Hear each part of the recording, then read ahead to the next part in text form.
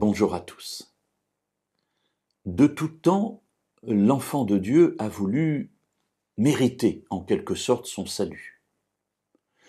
Ce que Dieu dit est trop simple.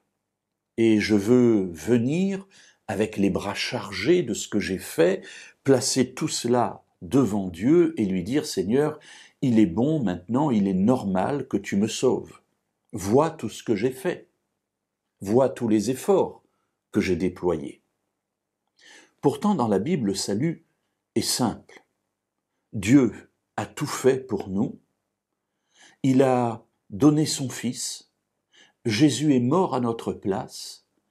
Il est ressuscité. Il intercède maintenant pour nous. Ce que Dieu nous demande, c'est simplement d'y croire, de nous approcher de lui et de recevoir ce cadeau. De ne pas venir avec les mains tendues mais pleines de ce que nous pouvons apporter, mais de venir avec les mains tendues mais vides pour recevoir le cadeau qu'il nous donne. Toute la Bible en parle, et je voudrais aujourd'hui attirer votre attention sur un passage de l'Évangile selon Jean, une parole de Jésus, au chapitre 3 et au verset 36, où il est dit « Celui qui croit au Fils a la vie éternelle, celui qui ne se confie pas au Fils ne verra pas la vie, mais la colère de Dieu demeure sur lui. » Donc, première partie de la phrase, celui qui croit au Fils a la vie éternelle. Remarquez qu'il n'est pas dit « il aura », mais il l'a. Dès que je crois au Fils, c'est-à-dire dès que je crois que Jésus est mort à ma place et qu'il vit maintenant, qu'il veut vivre en moi, je suis sauvé, dès à présent. Quel que soit le niveau d'où je pars.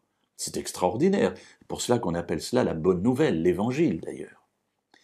La deuxième partie de la phrase nous dit que celui qui ne se confie pas au Fils, dans ma traduction, dans le texte original, il y a l'idée de celui qui désobéit, et on se dit, tiens, mais on parle maintenant d'obéissance. En fait, les deux choses sont présentes toujours dans la Bible.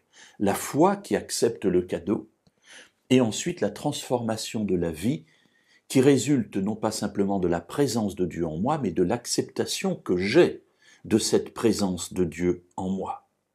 Ainsi, croire que Dieu me sauve est bien, mais encore faut-il que dans ma vie, je porte les fruits qui manifestent la présence de cette foi en moi.